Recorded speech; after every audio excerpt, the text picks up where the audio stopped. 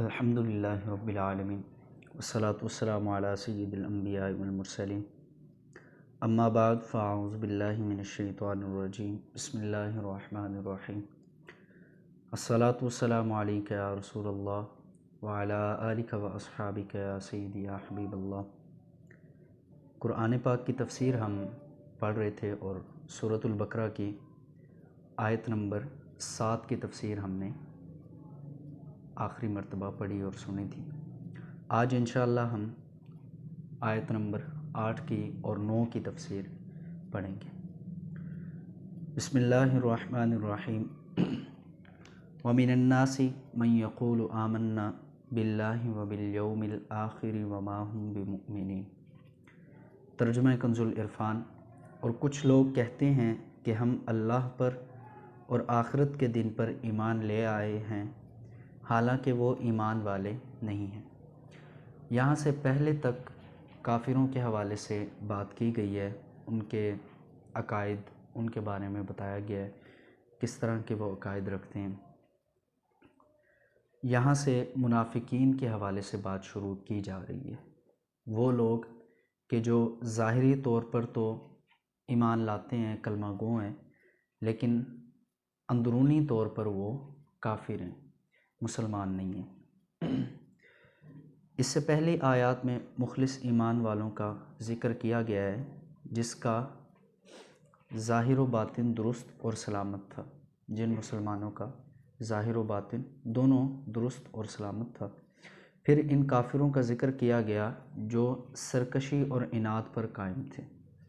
اب یہاں سے لے کر آیت نمبر 20 تک منافقوں کا حال بیان کیا جا رہا ہے، جو کہ اندرون خانہ کافر تھے، یعنی اندرونی طور پر وہ کافر تھے اور اپنے آپ کو مسلمان ظاہر کرتے تھے، اپنے آپ کو بتاتے یہ تھے کہ ہم مسلمان ہیں اور ہم کلمہ گو ہیں، اللہ تعالیٰ کی عبادت کرنے والے ہیں، لیکن حقیقت یہ تھی کہ وہ لوگ کافر تھے، اندرون خانہ وہ کفر کیا کرتے تھے۔ اس آیت کا خلاصہ یہ ہے کہ کچھ لوگ اپنی زبانوں سے اس طرح کہتے ہیں کہ ہم اللہ تعالیٰ پر اور آخرت کے دن پر ایمان لے آئے ہیں، حالانکہ وہ ایمان لانے والے نہیں ہیں، کیونکہ ان کا ظاہر ان کے باطن کے خلاف ہے۔ یعنی جو وہ ظاہری بات کرتے ہیں کہ ہم ایمان والے ہیں، اللہ تعالیٰ کی عبادت کرنے والے ہیں، مسلمان ہیں، یہ ان کا ظاہر تھا، جبکہ ان کا باطن اس کے بالکل مخالف تھا، اس کے الٹ تھا۔ وہ نہ تو ایمان والے تھے، نہ مسلمان تھے، اور نہ ہی وہ اللہ تعالیٰ کی عبادت کرنے والے تھے، بلکہ حقیقت یہ ہے کہ وہ منافق ہے۔ اس آیت سے چند باتیں معلوم ہوئی ہیں۔ ان میں سے پہلی بات یہ ہے کہ جب تک دل میں تصدیق نہ ہو، جب تک دل اقرار نہ کر لے، اس وقت تک ظاہری اعمال مومن ہونے کے لیے کافی نہیں ہے۔ جب تک انسان کا دل تصدیق نہ کر لے، تسلیم نہ کر لے، اقرار نہ کر لے، تب تک چاہے جتنے مرضی اچھے اعمال کرتا رہے، جتنی مرضی نیکیاں وہ کرتا رہے، تو اس کے مومن ہونے کے لیے اس کے یہ ظاہری اعمال کافی نہیں ہیں، بلکہ صدق دل کے ساتھ اس کو ان تمام ضروریات دین کو تسلیم کرنا پڑے گا جو حضور علیہ الصلاۃ والسلام پر ایمان لانے اور مسلمان ہونے کے لیے ضروری ہیں۔ دوسری بات اس سے جو معلوم ہوئی وہ یہ کہ جو لوگ ایمان کا دعویٰ کرتے ہیں، یعنی خود کو مسلمان کہتے ہیں اور کفر کا اعتقاد رکھتے ہیں، سب منافقین ہیں۔ یعنی مسلمان ہونے کا دعویٰ بھی کرتے ہیں اور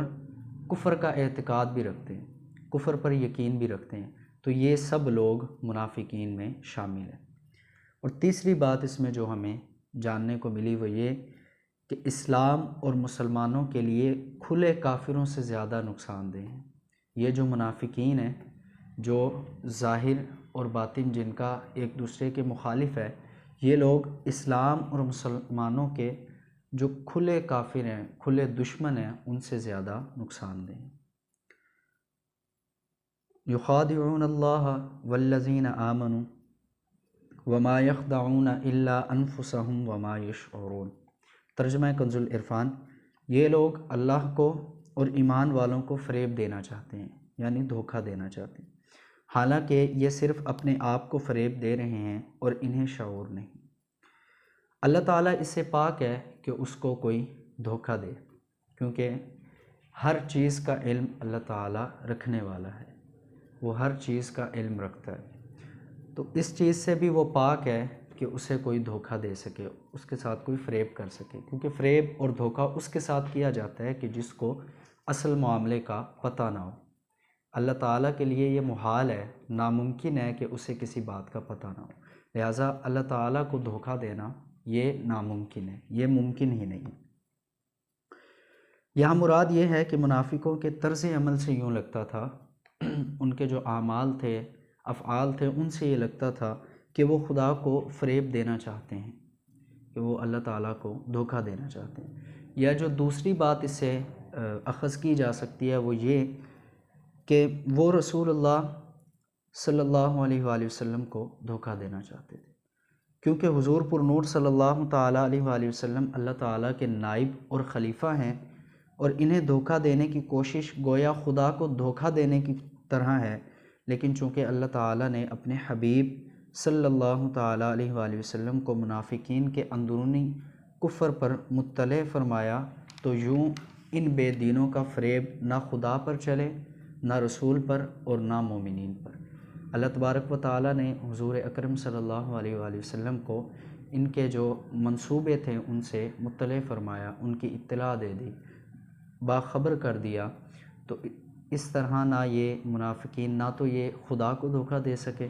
نہ ہی رسول اللہ صلی اللہ علیہ وآلہ وسلم کو دھوکہ دے سکے، اور نہ ہی ان کا فریب مومنین پر چل سکا، بلکہ در حقیقت وہ اپنی جانوں کو فریب دے رہے ہیں، یعنی خود اپنے آپ کو وہ دھوکے میں رکھ رہے ہیں، اپنی جانوں کو دھوکہ دے رہے ہیں، اور یہ ایسے غافل ہیں کہ انہیں اس چیز کا شعور ہی نہیں ہے، ایسے غافل لوگ ہیں کہ انہیں اس چیز کا شعور ہی نہیں ہے، اس چیز کا علم ہی نہیں ہے۔ اس آیت سے معلوم ہوا کہ ظاہر و باطن کا تضاد بہت بڑا عیب ہے، ظاہر کچھ ہو بندے کا اور باطن کچھ ہو، یہ ایک دوسرے کے جب مخالف ہو جائیں تو یہ بہت بڑا عیب ہے انسان کے لیے۔ یہ منافقت ایمان کے اندر ہو تو سب سے بدتر ہے، اگر ایمان کے اندر ایسا ہو کہ آپ کے افعال آپ کے اقوال کے متضاد ہیں، تو ایمان کے اندر ہو تو سب سے بدتر ہے، سب سے بری ہے، اور اگر عمل میں ہو تو ایمان میں منافقت سے تو کم تر ہے، لیکن فی نفسی ہی سخت خبیث ہے، یعنی غلط ہے۔ جس آدمی کے قول و فعل اور ظاہر و باطن میں تضاد ہوگا، یعنی یہ ایک دوسرے کے مخالف ہوں گے، تو لوگوں کی نظر میں وہ سخت قابل نفرت ہوگا۔ ایمان میں منافقت مخصوص لوگوں میں پائی جاتی ہے، ایمان کے اندر جو منافقت ہے وہ چند لوگوں کے اندر پائی جاتی ہے، جبکہ عملی منافقت یعنی عملی طور پر منافقت جو ہے وہ ہر سطح کے لوگوں میں پائی جا سکتی ہے۔ اللہ تبارک و تعالیٰ سے دعا ہے کہ اللہ تبارک و تعالیٰ ہمیں جو کچھ پڑھا اور سنا اس پر عمل کرنے کی توفیق دے۔